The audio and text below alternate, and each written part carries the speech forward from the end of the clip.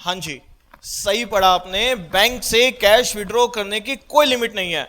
हम यहाँ एटीएम से कैश विड्रॉ करने की पर डे लिमिट की बात नहीं कर रहे, ना ही हम बात कर रहे हैं कि मैं किसी स्पेसिफिक बैंक से पर डे में कितना कैश निकाल सकता हूँ। हम बात कर रहे हैं कि क्या कोई ऐसी लिमिट है जहां मुझे बैंक ये बोलेगा कि इससे ऊपर मैं आपको कैश दे ही नहीं सकता। तो जनाब ऐसी कोई लिमिट नहीं है। बैंक ज़्यादा से ज़्यादा चार्जेस ले लेगा, टीडीएस काट लेगा, लेकिन बैंक आपको कैश विड्रॉ करने के लिए मना नहीं कर सकता। भाई मेरा वाइट मनी है, मेरा टैक्स पेड मनी है, मैं क्यों नहीं विड्रॉ कर सकता। अब बात ये आती है कि जब कोई लिमिट ही नहीं है तो हम क्यों बात कर रहे हैं। एक्चुअली यहां पर एक ट्विस्ट है। ट्विस्ट ये है कि कैश विड्रॉ पर तो कोई लिमिट नहीं है, लेकिन जो आपने कैश विड्रॉ किया है उसके यूसेज पर लिमिट है। मैं 2000 से ऊपर कैश में डोनेट नहीं कर सकता। अगर मैंने मेडिक्लेम कैश में पे किया है तो मुझे सेक्शन 80D में डिडक्शन नहीं मिलेगी। मैं 10,000 से ऊपर एक दिन में एक बंदे के साथ कोई कैश में एक्सपेंस नहीं कर सकता। मैं 10,000 से ऊपर कैश में कोई फिक्स एसेट्स नहीं खरीद सकता। मैं 20,000 से ऊपर किसी को ना कैश में लोन दे सकता हूँ ना कैश में लोन ले सकता हूँ। मैं 2 लाख से ऊपर किसी के साथ कोई कैश में ट्रांजेक्शन नहीं कर सकता। फॉर एग्जाम्पल, अगर मुझे गाड़ी लेनी है जो 10 लाख रुपए की है और मैं बैंक गया, मैंने बैंक से 10 लाख रुपए कैश विड्रॉ कर लिया और पहुंच गया कैश लेकर शोरूम, लेकिन शोरूम वाले तो मेरे से सिर्फ 1,99,900 रुपये लेते हैं, तो मैं बैलेंस 8 लाख का क्या करूंगा। अब जहाँ यूज करने में इतनी रिस्ट्रिक्शंस हैं तो इनकम टैक्स को कैसे पता चलेगा कि मैंने कहाँ कहाँ कैश यूज किया है। अब हर ट्रांजेक्शन पर तो ट्रैक रखना पॉसिबल नहीं है ना, तो डिपार्टमेंट ने सोचा कि क्यों ना कैश विड्रॉल के पॉइंट पर ही ट्रैक रख दिया जाए।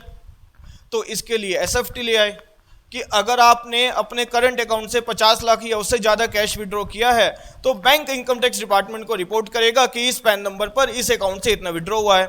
ऐसे ही एसएफटी में और भी कैश से रिलेटेड ट्रांजैक्शन है कि अगर आपने कैश में ये ट्रांजैक्शन की है तो respective authority income tax department को रिपोर्ट करेगी, जो आपके फॉर्म 26A में भी शो होगा। और साथ ही साथ दूसरी तरफ कैश विड्रॉ की ही ट्रैकिंग के लिए बजट 2019 में इनकम टैक्स में सेक्शन 194N को इंट्रोड्यूस किया गया ताकि कैश ट्रांजैक्शन को डिस्करेज किया जा सके और डिजिटल ट्रांजैक्शन को प्रमोट किया जा सके। अब ये सेक्शन क्या कहता है? ये सेक्शन ये कहता है कि अगर आपने पिछले 3 साल की आईटर नहीं भरी है और आपने कैश विड्रॉ किया है 20 लाख से ऊपर लेकिन 1 करोड़ तक, तो आपकी कैश विड्रॉ पे टीडीएस कटेगा 2%। और यही आपने कैश विड्रॉ किया है 1 करोड़ से ऊपर तो आपके कैश विड्रॉ पर टीडीएस कटेगा 5%। और दूसरी तरफ यही आपने पिछले 3 साल की आईटीआर फाइल की है और आपने कैश विड्रॉ किया है 1 करोड़ से ऊपर तो कैश विड्रॉ पे टीडीएस कटेगा 2%। ये सेक्शन इतना स्ट्रिक्ट है कि आप इसके लिए 15G और 15H भी नहीं दे सकते, ना ही आप लोअर डिडक्शन के लिए कोई एप्लीकेशन फाइल कर सकते हैं। अब यहाँ 2 बातें हैं।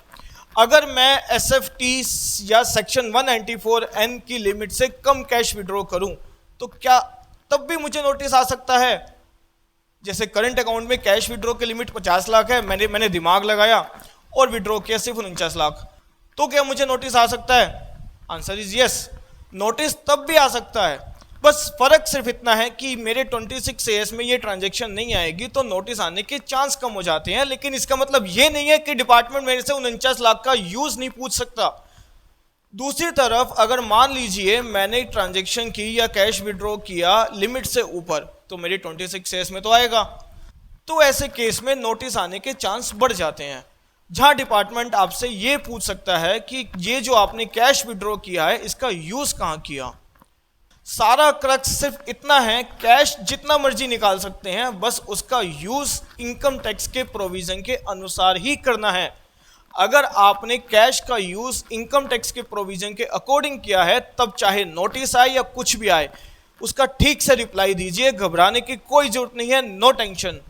आज के लिए इतना ही, मिलते हैं अगली वीडियो में, धन्यवाद।